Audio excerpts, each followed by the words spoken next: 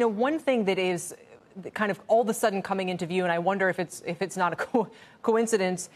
We're talking about glimmers of a recovery. We have the big election coming up in November. Obviously, the economy is a really important component of that. And here you have China making an aggressive move onto Hong Kong, maybe gambling that the U.S. isn't going to do anything about it that would harm our own economy as a result. So on the one, you've got people out there who want the U.S. to be tough on China, but who also want a strong economy. Is there any way to get both of those things?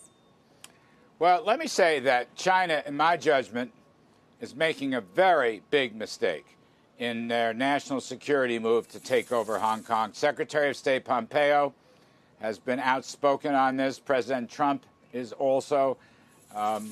Essentially, they have robbed Hong Kong of their freedom. They have broken the 50 or 60-year treaty that was signed in the mid-late 1990s.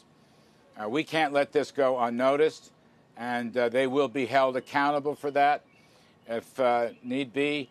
Hong Kong now may have to be treated the same way that China is treated, and that has implications for tariffs, and that has implications for financial transparency and stock market listings and related matters. I think China has made a huge mistake, just as we have long said that China concealing information without any transparency, without any outside inspection with respect to the virus, which clearly originated in China, that was another big mistake. So we're very unhappy with those issues. It's a complex relationship. The China Phase 1 trade deal does continue to go on for the moment, and we may be making progress there. But I think their moves on Hong Kong are a very, very big mistake. Because there are people who have said they're not really honoring the terms of the Phase 1 trade deal. Again, mitigating factors, there's a pandemic and so forth.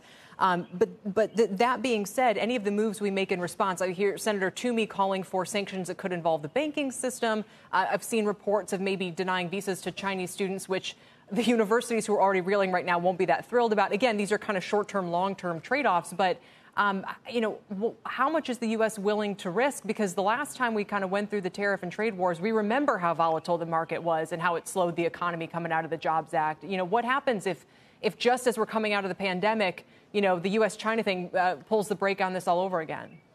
Well, I must say that China's behavior regarding the pandemic, as I said, their concealment, their lack of transparency, their lack of information, possible conspiracy with the World Health Organization, that cannot be ignored, and they will be held accountable for that. It's not about the stock market.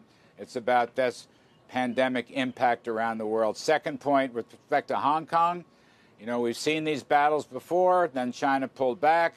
Hong Kong is clearly losing its freedom.